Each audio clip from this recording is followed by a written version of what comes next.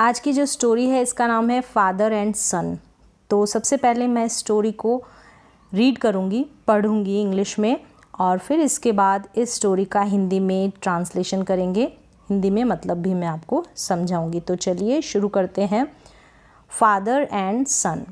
One day the father was doing some work and his son came and asked, "Daddy, may I ask you a question?" Father said, "Yeah, sure. What it is?" So his son asked, "Dad, how much do you make an hour?" Father got bit upset and said, "That's none of your business. Why do you ask such a thing?" Son said, "I just want to know. Please tell me, how much do you make an hour?" So the father told him that I make rupees 500 per hour. Oh, the little boy replied with his head down.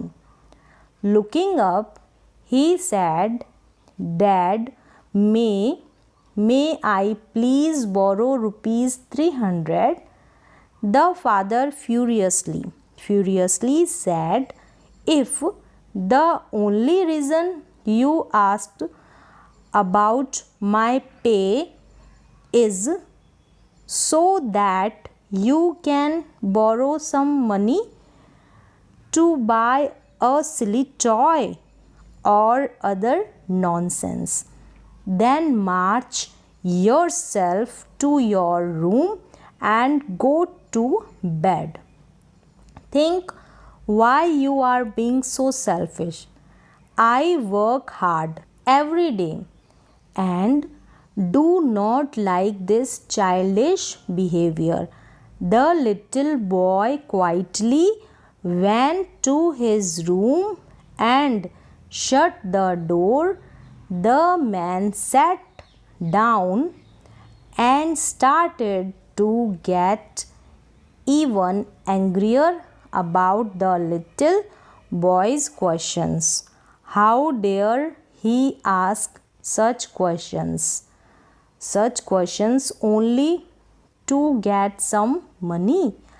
After about an hour or so, the man had calmed down and started to think maybe there was something he really needed to buy with that rupees 300, and he really didn't ask for money very often. The man went to the door of little boy's room and opened the door. "Are you sleeping, son?" he asked. "No, Daddy, I am awake," replied the boy.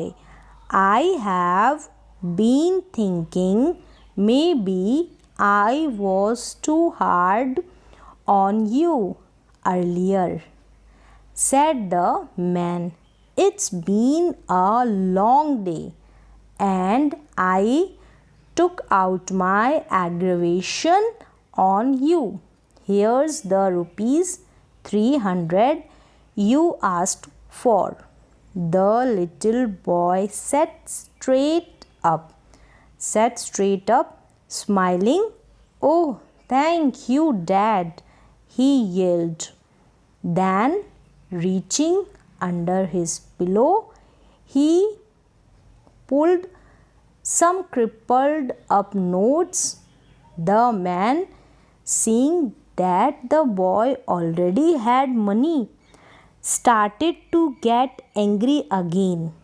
The little boy slowly counted out his money Dan looked up at his father. Why do you want money if you already had some? The father grumbled. Because I didn't have enough, but now I do, the little boy replied. Daddy, I have rupees 500 now. Can I buy an hour of your time? Please come home early tomorrow. I would like to have dinner with you. Father was dumbstruck. यहाँ पर story की reading complete होती है। अब इसका मैं हिंदी में translation करूँगी। स्टोरी है फादर एंड सन की, पिता और पुत्र की ये कहानी है, पिता और बेटे की। वन डे, एक दिन, the father was doing some work, जो फादर थे वो पिता अपना कुछ काम कर रहे थे। एंड हिज सन केम, उनका जो बेटा था वो आया। एंड आस्क, पूछा, daddy may I ask you a question, क्या मैं आपसे एक प्रश्न कर सकता हूँ? आस्क मतलब पूछ सकता हूँ, क्या मैं आपसे एक प्रश्न पूछ सकता हूँ? फादर सेड, पिता ने कहा, या श्योर, व्हाट इट इज़, कि हाँ बिल्कुल, क्या है वो? सो हिज सन आस्क्ड, तो फिर उसके सन ने, बेटे ने पूछा, dad how much do you make an hour, कि आप एन आवर मतलब एक घंटे का आप कितना, मेक मतलब बनाना, यानी कि आप एक घंटे का, हाउ मच मतलब कितना, कितना कमाते हैं आप एक घंटे का, आप एक घंटे का कितना कमाते हैं? Father got bit upset and sad, bit मतलब थोड़े, अपसेट मतलब परेशान हुए, थोड़े परेशान हुए फादर, और सैड कहा कि that's none of your business, कि ये तुम्हारा बिजनेस नहीं है, ये तुम्हारा काम नहीं है। Y do you ask such a thing, तुमने ऐसी चीज़ क्यों पूछी? सन सैड, बेटे ने कहा, आई, वाई मतलब होता है क्यों, आस्क मतलब पूछना, I just want to know, बस मैं केवल जानना चाहता हूँ। वॉन्ट मतलब चाहना, नो मतलब जानना, कोई भी चीज़ जानना होता है, जाननी होती है, तब इंग्लिश का वर्ड आता है नो। के इसमें साइलेंट रहता है, के नहीं बोला जाता। प्लीज़ टेल मी, कृपया मुझे बताएं, मी मतलब मुझे, टेल मतलब बताना। How much do you make an hour, आप कितना एक घंटे का कमाते हैं, कृपया मुझे बताइए।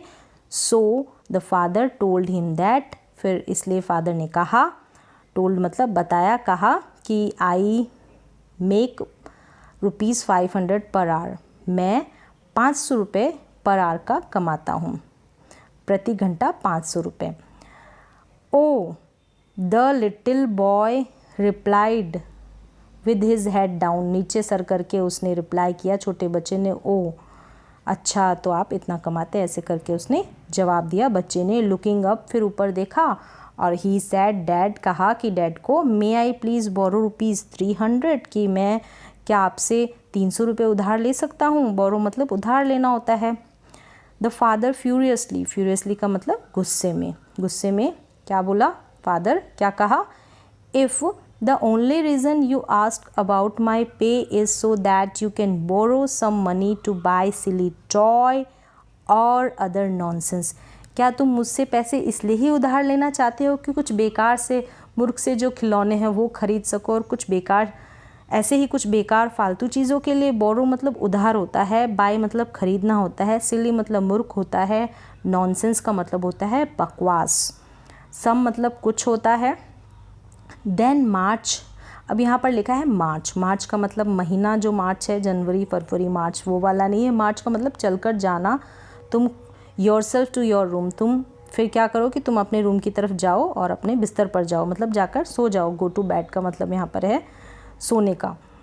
Think why you are being so selfish, think मतलब सोचना, सेल्फिश का मतलब स्वार्थी, मतलब तुम इतने स्वार्थी, ये सोचने लग गया कि जो पिता था उसका, कि think why you are being so selfish, तुम इतने सेल्फिश, इतने स्वार्थी कैसे हो सकते हो? I work hard every day, मैं रोज़ाना, एवरी डे मतलब रोज़, हमेशा मैं कठिन परिश्रम कड़ी मेहनत करता हूँ and do not like this childish behaviour, और मुझे ऐसे बचकानी हरकतें पसंद नहीं है, ऐसे बचकाना व्यवहार मुझे पसंद नहीं। बिहेवियर का मतलब होता है व्यवहार, चाइल्डिश मतलब बच्चे की तरह बचकाना।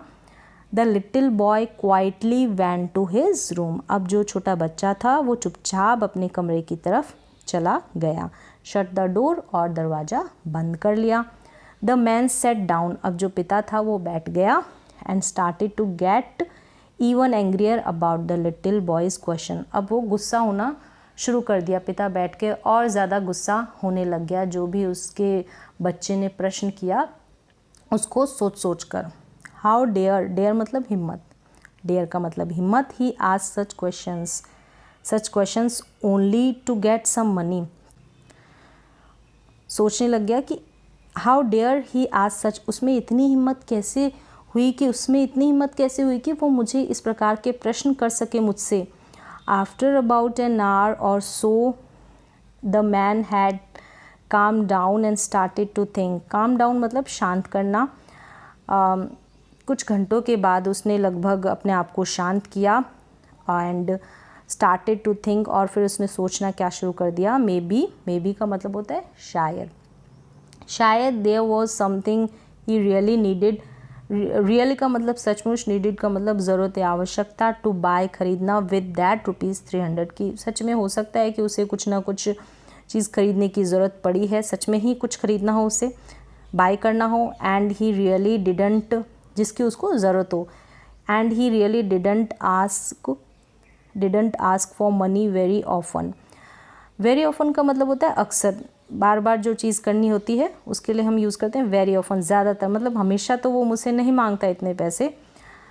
The man went to the door of little boy's room, अब जो मैन था वो अपने बच्चे के डोर की तरफ, रूम में गया, उसके डोर की तरफ। एंड ओपन द डोर, दरवाज़ा खोला। Are you sleeping son, he asked, उसने पूछा कि क्या तुम सो रहे हो बेटे।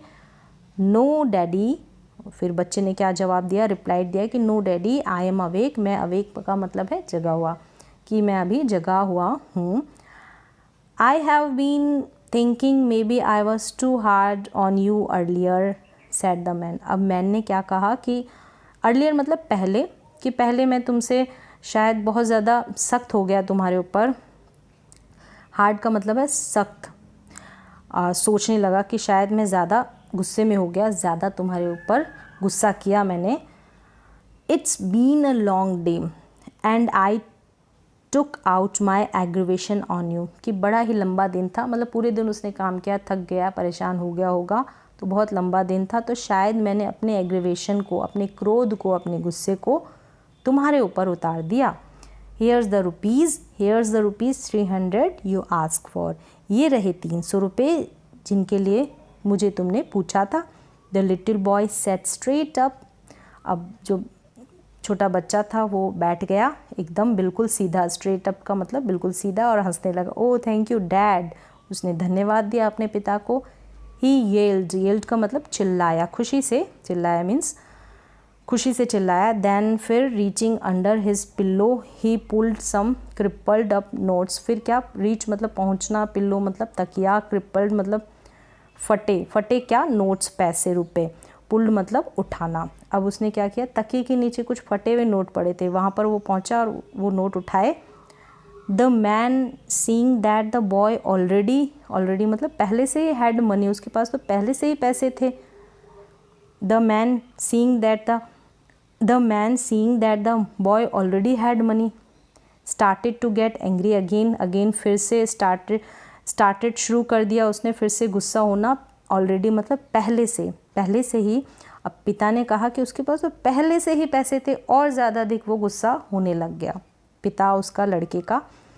The little boy slowly counted, धीरे धीरे उसने काउंटेड आउट हिज मनी, जो पैसे थे उनको धीरे धीरे गिना।